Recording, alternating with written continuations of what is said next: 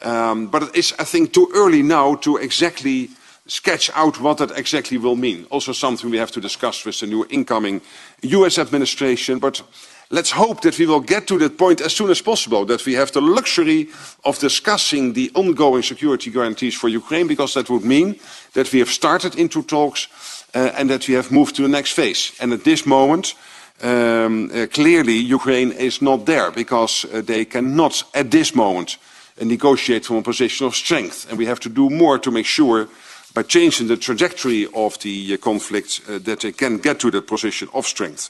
On standards, totally.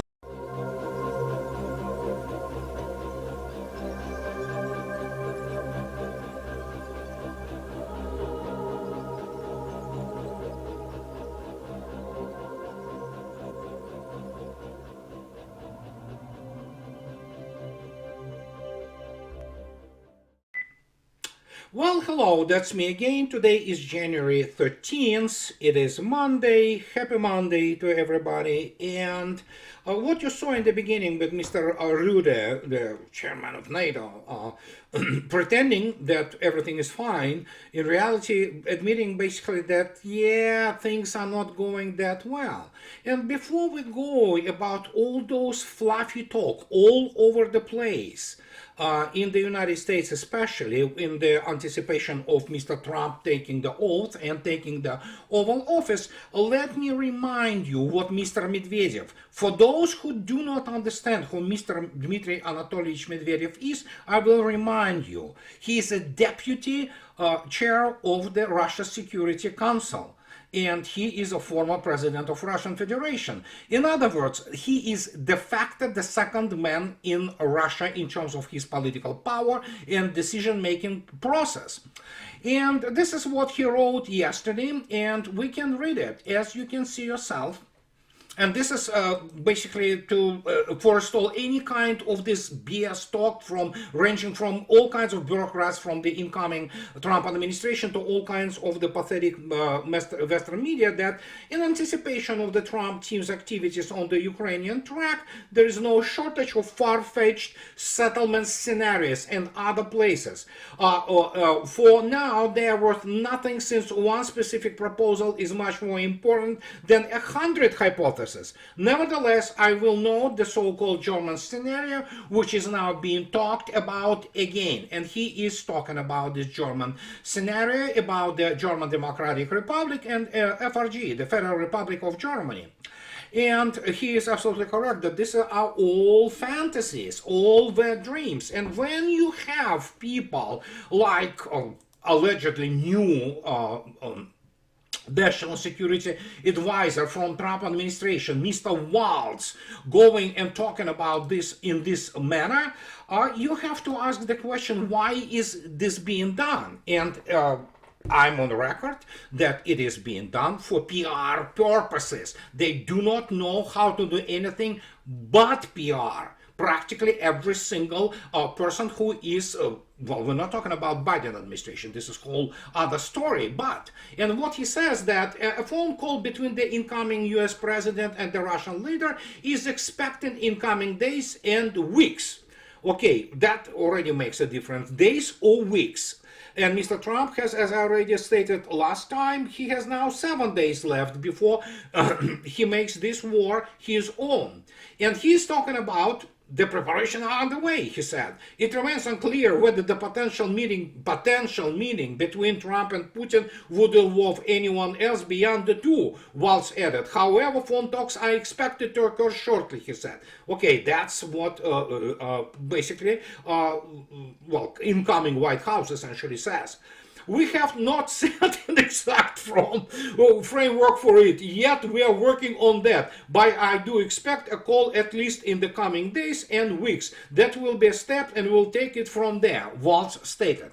I already wrote in my blog about this. We have not set an exact framework for it. For example, I'm also setting the framework for me becoming a millionaire or even billionaire. Of course, I'm setting it still. My bank, though, know, and my credit organizations, they don't know that I am setting this framework because I didn't inform them. In the end, I'll just come in and say, give me the money and I have to become a millionaire. This is not how it works, my friends. But of course, considering the fact who those people are in the mainstream media, and considering the fact that, we're looking at the catastrophe at the front. For example, main highway to Pokrovsk have been cut today. And if you take a look attentively now at what do we have in terms of the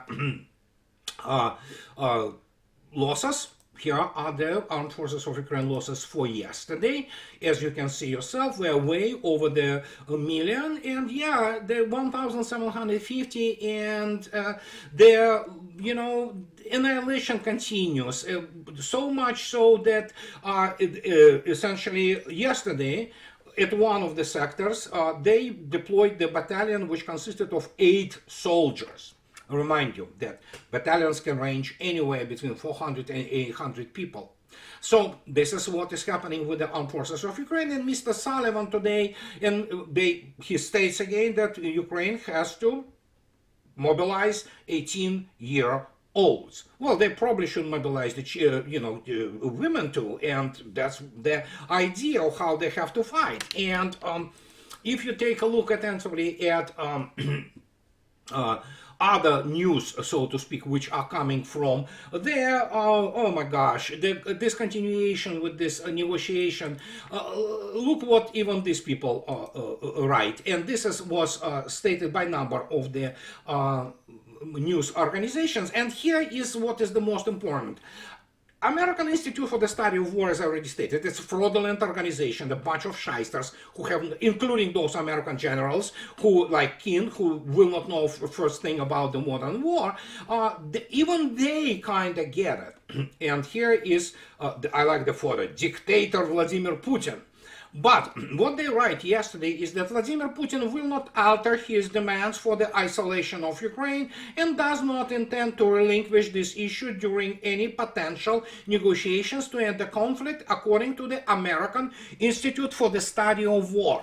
Color me surprised. They finally got one or two things correct, because they are potential negotiations, and Russia has been on the record from the get-go. What are the framework, or rather, what is the framework? And the question without preconditions, not unconditional, as they say, for Putin and Trump to meet, it's not going to be about Ukraine. It's going to be about the larger framework, security framework, or rather the Modus Vivendi between United States and Russia. Europe doesn't count here because Europe decides absolutely nothing. And in this particular case, as I am on the record for the last, well, actually 10 years since my blog started, you can go there and look. There is only 3 countries, and I am on record constantly, which define the way the world moves today. It's United States, Russia, and China.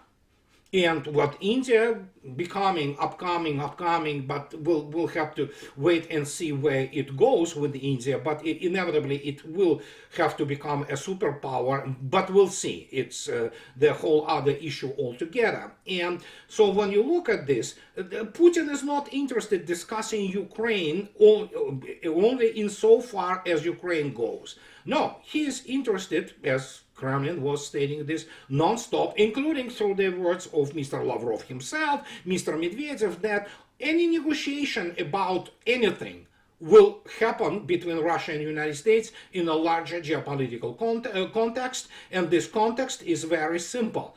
Either the United States wants to continue to be the enemy of Russia, and whatever the legerdemain they will do, because I want to quote Mr. Pompeo yet again. Will I, we steal, we cheat, will I, or whatever, in whatever the order the words are. So the United States, that's what it was doing for the last 30 years.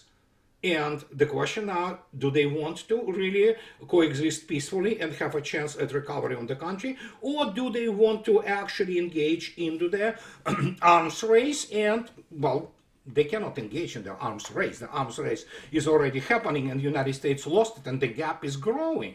And the only thing which matters in this world is the power in general. And military power is a very critical factor in all the power which of the nation or the nation state.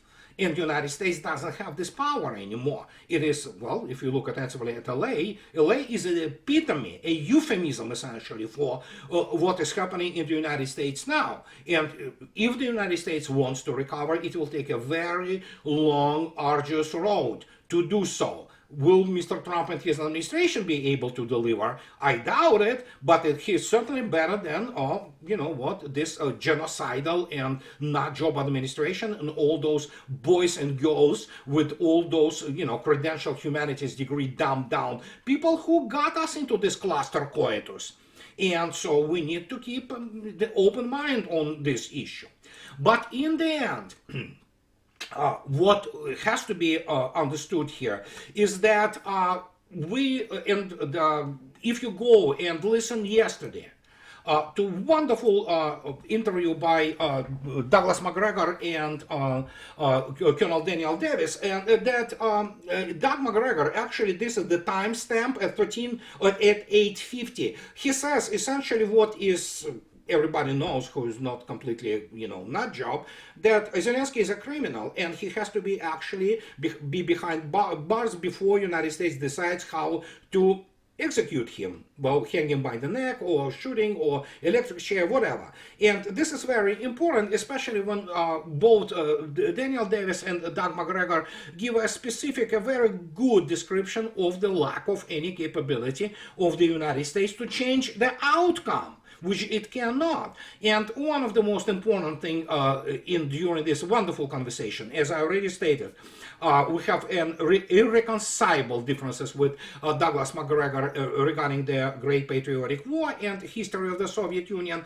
But in terms of his geopolitical views, and people like Daniel Davis, Douglas McGregor, they should have been in the in Trump administration, but evidently people of honor, integrity, and professionalism are not very much popular, sadly. But here is another thing. If you go and watch this video, you will see yourself Mr. Ben Hodges, Lieutenant General Ben Hodges. He was actually making his conclusions about situation. He still believes that Ukraine can win the whole damn thing. He was basing this on the information from the Russian military correspondents.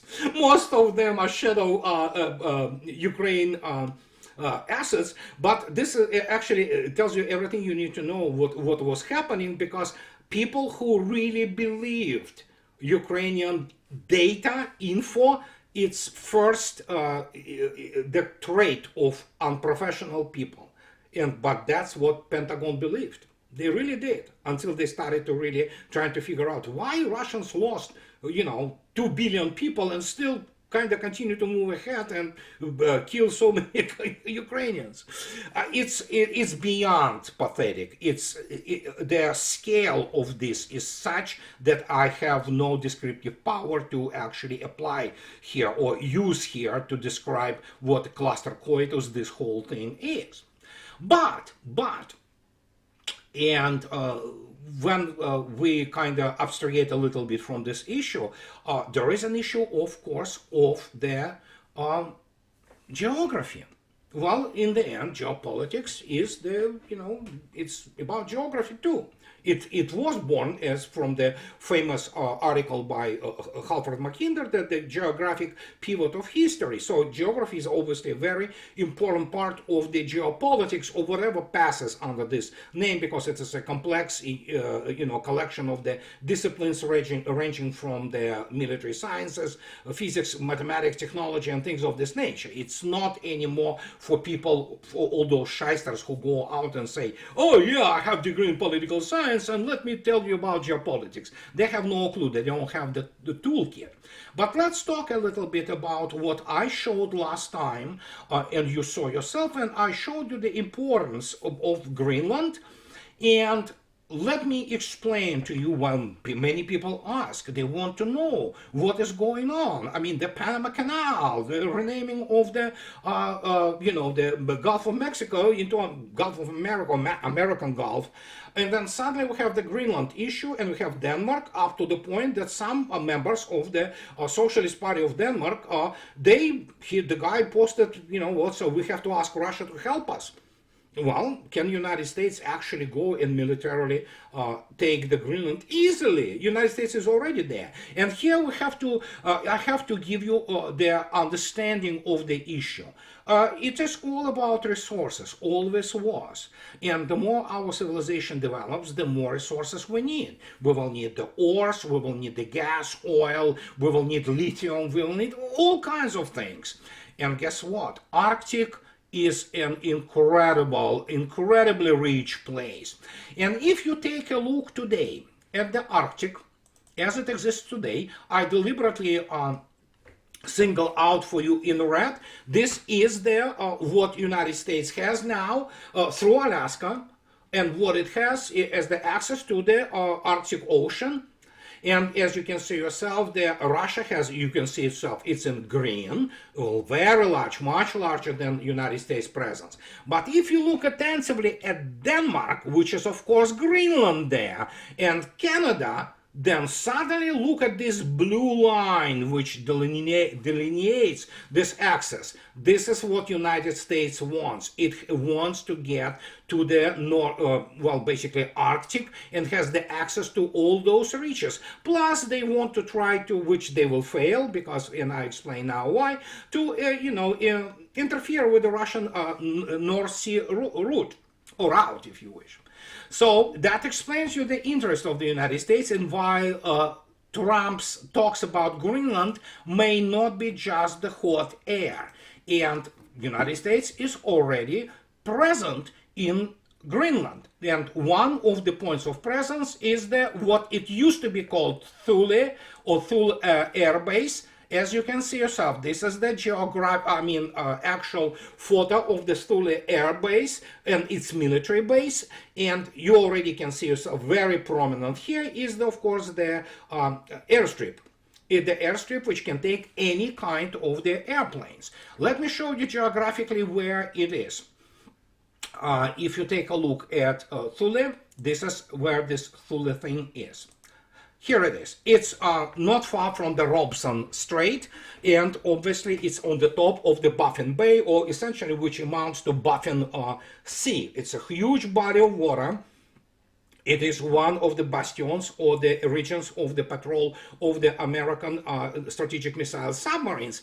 And if you take a look at the Thule base, you will see yourself things of this nature. You can recognize immediately, it looks like, well, that looks some derivation of the P-3 Orion, but I think so it is in some kind of the, I would say, civilian type thing, whatever the research type aircraft. But as you can see yourself, protruding from the back of it is the magnetic anomaly detector. This is critical because this is one of the most important methods of the search and tracking of the activity of the enemy submarines. And that's not only that. In Thule, you have the early warning radar. As you can see yourself, that's the early warning radar, which essentially should warn the United States if Russia begins to launch missiles on the polar trajectories against the United States. So as you can see yourself, this is a very important base for the United States. And right now they report that there is about 200 people there, 200 servicemen, but it could easily be obviously expanded to house probably 1,000, and it can have the capability to serve as the jump stream for such, which already have happened many times, F-18s land there. So, and when you look at this, United States already militarily is in there, and probably to take over militarily over Greenland, I'm not saying that it's going to happen, you don't have to take much. You'll have to basically have, several companies essentially of the servicemen or paratroopers dropped there, and that will be it. But once the Greenland becomes a part of the United States, it certainly becomes what this, I mean, desired for huge access to the Arctic Ocean and to the shelf. And, well, what can I say? But then, of course, you have to keep in mind when I say that United States is nowhere near in its capabilities overall militarily, but also in Arctic, the gap is so gigantic I cannot even start to describe to you. Well, actually, I cannot describe it as a whole, but I can start describing it to you. And we will have to start with this. And this is, yeah, look at this, what Russia has in Arctic as of today. As you can see, their military bases are all over the place. And if you take a look attentively, and here's the legend, what is called the map legend. The submarine base, the weapons base S-300, obviously the latest iteration S-300, including S-300 V4, which are capable of fighting full-blown hypersonic targets. You can see yourself, it is everywhere. And you have to look at the globe, not on the sideways. You have to look the globe at just looking vertically down, at the northern pole to understand the significance of all that. And when you look attentively at military airports, when they have MiG-31s, they have more than MiG-31s there. But as you can see yourself, Russia has an extremely developed military infrastructure, and what is most importantly, it has what United States doesn't have. All those systems, all those air defense complexes, radar, including the radar such as the resonance, they are all Arctic designed and proven. They are designed specifically to operate within the Arctic, which is very cold, very windy environments. And one of those bases, of course, is this base in the Nagurskaya. I will show you now what it is. It is famous three-leaf base in Russia, which is on the land, it's Alexandra Island in the Franz Joseph Land Island, it's archipelago essentially, and many people, including the Western reporters, have been allowed into this base. And when you take a look where this base is located, it's located in the Nagurskaya village essentially, which is, of course, here it is. You can take a look at it, and this is deliberately underlined for you, this three-leaf base. And if you take a look attentively at this satellite photos, you will see the prominent, very prominent runway. And this prominent runway, actually, unlike it is, Wikipedia lies pretty much all the time. It is actually 2 miles long. It's the length of more than almost 3.5 kilometers, which allows you to receive any kind of the aircraft, ranging from the fighter aircraft, such as MiG-31s, to IL-76s, to Antonov 1-4, and of course strategic, if you need to have the airport or the strip where the strategic bombers can land. And but here is this interesting thing. This is what you have to understand why I'm saying that United States is nowhere near in its capability in Arctic. And apart from the fact it doesn't have nuclear icebreakers, it doesn't have any kind of the serious icebreakers. And here is the explanation why, in case of war, God forbids, of course, Russians can finish it off really fast. Let me explain. If you take a look at the map, which juxtaposes your Nagurskaya, which is, as you can see yourself, you see, underlined on the right side, that's where this Nagurskaya base is, together with this tri-leaf. And here is your base Thule, or whatever the name of it. I'm constantly, have to struggle to pronounce it properly. To the left, upper left corner. As you can see yourself, the distance between them is 1,924 kilometers. Let me explain what it is. This distance is the distance of it's well within the range of the Kinzhal hypersonic weapons launched from the such aircraft as MiG-31E or K. And of course, now we know that Su-34 also launches Kinzhals. So you just basically, for you to do something about this, enough to essentially take off from this base and launch it not far from it. And it will hit the targets. But of course, there is now, when we talk about it, we have to keep in mind this. This is deliberately, well, it's done by me.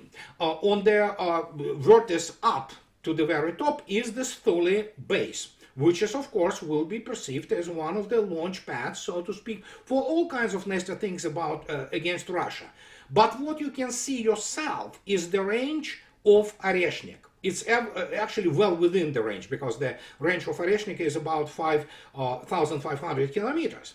And as you can see yourself, Oreshnik could be launched from anywhere in Russia, literally anywhere, and it will reach, and you already saw yourself there, what it looks like and what it means if somebody decides to start the war against Russia or play games, trying to do all kinds of nasty things. And here it is. This tells you everything you need to know, that first, the United States has no means to stop not only Oreshnik, any kind of the hypersonic weapons, which Russia it's already brought it to bear, including in the Arctic. And then, of course, it has no real air defense system there at all. So when you look at those ranges, then suddenly you recognize, when you look at the Russian bases all over the place, there's no chance. The only thing the United States can do is to send out very good submarines, Virginia class, and that's about it. So there is no capability anymore to provide these alpha strikes, this famous spear, which was planned during the Cold War times, when the United States would launch a truckload of all kinds of the aircraft over the North Pole or around it and, bomb Russia into submission. Doesn't work like this anymore, and it is all fantasies and all kindergarten type fantasies. Reality is, of course, that any base, air base or what have you, will be done within the probably 7 to 8, maybe 10 minutes of the, God forbid, starting the conflict, and it could be done even without nuclear weapons. As I already showed to you, this Oreshnik thing, easier. And this is just, and again, I want to point out, this is what, more than a month and a half, then we're still waiting for those photographs of Yuzhmash, which should tell us that, Oreshnik is not big deal. Of course, we will not get them, because they have nothing to show them. And they need to conduct a very serious cleaning operation there, and maybe to erect some kind of the mock-ups, from cardboard or what have you, a dry wall to show that, oh no, the Oreshnik didn't work that well as the Russians claim. But we know that the months and a half, guys, by now we should have seen all those photographs. Russians are not showing them. Russians have the capabilities. If you take a look attentively at Russian, the resolution of their, for example, resource satellites, 1 meter more than enough to show everything you need to know. So, and that's what we have in terms of this whole geography situation. But before I go, and I want to again stress that the United States is not competitor in Arctic, and I don't know when it will be. But the point is that, those are all primarily dreams. But as if that hasn't been enough, now what can I say?